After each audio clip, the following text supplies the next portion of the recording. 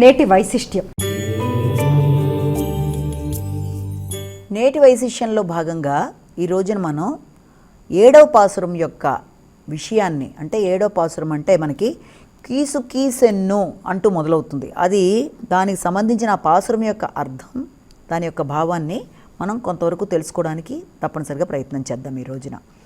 మామూలుగా ఇప్పటిదాకా చెప్పుకున్న 6 పాసురాల్లో ముఖ్యంగా 6వ పాసురంలో మనం చెప్పుకున్నప్పుడు కొన్ని చెప్పుకున్నాం. అందులో ఏం చెప్పుకున్నామంటే దాంట్లో పక్షుల కిలకిలాధ్వనులు అనేది ఆ రకంగా మేల్కొల్పింది. వేద పఠనంలో ఎప్పుడు కూడా మనకి ఎప్పుడు ఏ రకంగా మొదలుపెట్టినప్పుడు ఏమవుతుందంటే శ్రీ గురుభ్యో నమః అనే మాటతో మొదలు పెడుతూ అలాగే హరి ఓం అని మాట్లాడతారు. అయితే నిన్న మనం చెప్పుకున్న ఈ యొక్క పాసురంలో దాంట్లో మనకి ఏముంటుందంటే కీచు కీచుమని ధ్వనులు, పక్షుల శబ్దాలు, శంఖానాదం, తర్వాత హరిహరి అనే నామస్మరణ ఇవి మాట్లాడుకున్నాం. ఇదే విషయాన్ని చూసుకున్నట్లయితే ఈ యొక్క పక్షుల శబ్దం అనేది మనకి తీసుకున్నట్లయితే ఆ పక్షులు అందులో శ్రీ గురుమూర్తులుగా మనం చెప్పుకుంటాం.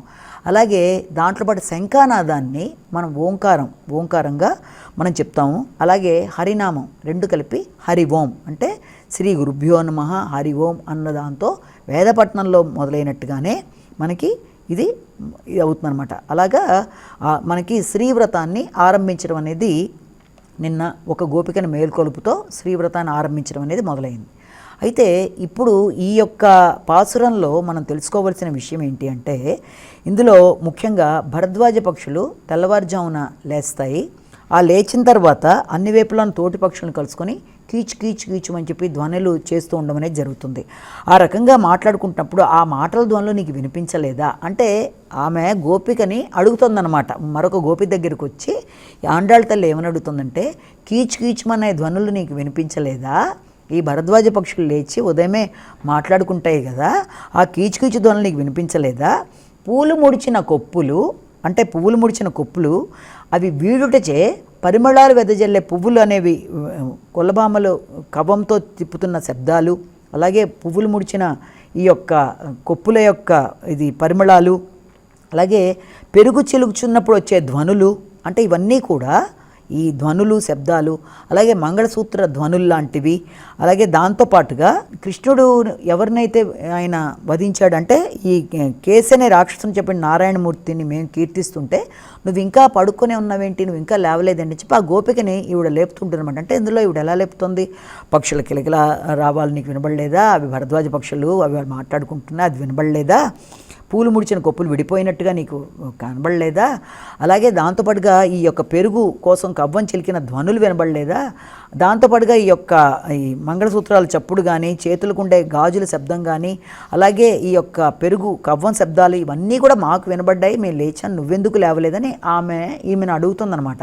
అడుగుతూ నారాయణమూర్తి కేసి అనే రాక్షసుడిని చంపడం జరిగింది కదా, మరి ఆ రాక్షసుడిని చంపిన ఆయన మేము కీర్తిస్తుంటే నువ్వు ఇంకా పడుకునే ఉన్నావేంటి, నువ్వు ఎందుకు లేవలేదని చెప్పి ఆవిడని అడగడం జరుగుతుంది. అడిగితే ఆ అమ్మాయిని అడిగినప్పుడు ఆవిడ ఏం చేస్తుంది, భరద్వాజ పక్షులు మాట్లాడుకోవడం అంటే ఏంటంటే అవి ఎప్పుడు కూడా భరద్వాజ ఋషి అనే వ్యక్తిని కనుక మనం తీసుకున్నట్లయితే 3 వేదాలు అధ్యయనం చేయాలని చెప్పి ఆయన ప్రయత్నం చేసినప్పుడు ఆయన ఎంతో కాలం 300 సంవత్సరాలు జీవించాడు, కానీ ఆయన కోరిక ఫలించలేదు. కానీ అదే అనుష్ఠానంలో కనుక తీసుకున్నట్లయితే ఈ భరద్వాజ పక్షులు వీటికి సంబంధించి అక్కడ అంతరార్థం అనమాట. అవి ఒకదాంతో ఒకటి మాట్లాడుకుంటున్నట్టుగానే దూర ప్రదేశాలకు వెళ్ళేప్పుడు వాటి యొక్క ఆహారం తీసుకెడుతున్నట్టుగా, ఒకళ్ళను విడిచి ఒకళ్ళను వదలలేనట్టుగా ఆహారాన్ని తీసుకెడుతున్నప్పుడు వీళ్ళ మాటలే ఆహారంగా వాళ్ళు మాట్లాడుకున్నట్టుగా భరద్వాజ పక్షులని అంతరార్థం ఏంటంటే మరి మేము కూడా నీకు మంచి స్నేహితులం కదా, భగవంతుడిని మనం ప్రార్థించడానికి వెళ్తున్నప్పుడు నువ్వు తొందరగా నిద్రలేచి మాతో పాటు నువ్వు కూడా కలవాలి కదా అనే అంతరార్థంతో ఆవిడ చెప్పడం జరుగుతుంది. అలాగే పెరుగు చిలికడం అంటే అది ఎప్పుడూ నిత్యం జరిగే కార్యక్రమం. ఎంతమంది భగవంతుని ప్రార్థించినా నిత్యకృత్యాలు అనేవి ఎప్పుడూ మానకూడదన్న విధానాన్ని ఒకటి అక్కడ ఆవిడ చెప్తుంది. అలాగే భగవద్భక్తి అనేది చాలా ప్రయోజనకారిగా ఉంటుందని, మనం ఏ పని చేస్తున్నా కూడా శ్రీకృష్ణుడినే శరణు వేడాలని, ఆయన ఉద్దేశంలోనే మనసా వాచ కర్మేణ ఆయన్ని స్మరించాలని చెప్తూ అమృతాన్ని మదించిన దేవతలు రాక్షసుల్లాగా, అలాగే ఈ దధిమదనం అనేది గోపికలకి ఇక్కడ దాన్ని కూడా దాంతో కంపేర్ చేసి ఆవిడ చెప్తుంది. అంటే మనకి భగవంతుడి మీద భక్తిని తీసుకున్నప్పుడు ఈ యొక్క భగవంతుడు గోవుల యొక్క పాలు భగవంతుడి స్వరూపమైతే అది పెరుగు రూపంలోకి వెళ్ళడం అనేది మన యొక్క గురుతుల్యుల దగ్గర నుంచి నేర్చుకున్న జ్ఞానం అయితే, భగవంతుడి యొక్క భగవంతుడి ద్వారా వచ్చిన జ్ఞానం అనేది కవ్వం అయితే, భగవంతుడికి ప్రీతికరమైన విషయాన్ని మనం కమలంతో పాటుగా మనం చిలకడానికి ఉపయోగించే తాడు అయినప్పుడు దాని నుంచి వచ్చే వెన్నే మన యొక్క మానసిక పరిస్థితి, దాన్ని మనం భగవంతుడికి అర్పించే విధంగా మనం మనస వాచ కర్మేణ ఫీల్ అవ్వాలన్నట్టుగా చెప్పడం అనేది అందులో అంతరార్థం. అలాగే ఆ వెన్న అనేది భగవంతుడి ఎడబాటు అనేది ఒక వేడైతే అది తగిలితే వెన్న కరిగిపోతుంది, భగవంతుడి ప్రీతిపాత్రమైంది కాబట్టి ఎప్పుడు కూడా భగవంతుడి నామస్మరణలో గడపాలి అన్నది ఒకటి ప్రధానం. దీనికి ఏంటంటే ఆధ్యాత్మిక సోపానానికి శ్రవణం అనేది చాలా ముఖ్యం. అది 3 రకాలుగా ఉంటుంది. ఆ శ్రవణంలో ముఖ్యమైనది ఏంటంటే శాస్త్రాలను వినడం వల్ల, తర్వాత అనుమానంగా గ్రహించడం వల్ల, తర్వాత దాంతోపాటుగా ఇంకో ముఖ్యమైనది ఏంటంటే గురూపదేశం. ఈ 3 ముఖ్యం. అదే 6-7 పాసురాల్లో రెండింటినీ కంపేర్ చేసి చెప్తుంది. కాబట్టి ఆవిడ అవన్నీ చెప్తూ ఇది శ్రవణానికి ముఖ్యమైన విధి, తర్వాత రాబోయే దాంట్లో మననం గురించి చెప్తామంటూ చెప్పుకుంటూ శ్రవణం యొక్క ప్రాధాన్యత ఇందులో ఆవిడ చెప్తుంది. కానీ ఇందులో ముఖ్యంగా తెలుసుకోవాల్సింది ఏంటంటే ఎప్పుడూ కూడా ఈర్ష్యాసూయలు ఉండకూడదు, ఇతరులను చూసి ఓర్వలేనితనం ఉండకూడదు, తర్వాత ఇతరుల మీద మనకి కక్ష కార్పణ్యాలు లాంటివి ఉండకూడదు, వాటన్నిటినీ అధిగమించాలి. ఓర్వలేనితనంలోంచి అన్నీ బయటకు వచ్చి ఇలాంటివన్నిటిని మనం ఎప్పుడైతే అధిగమిస్తామో వ్యక్తులందరికీ కూడా ఒకళ్ళ మీద ఒకళ్ళకి అన్ని విధాలుగా కూడా భగవంతుడి దగ్గర అవ్వడానికి ఈ రకంగా లేకుండా మానసిక చిత్తం అనేది బాగుండాలి అంటే ఇలాంటి మలినాలు ఉండకూడదు.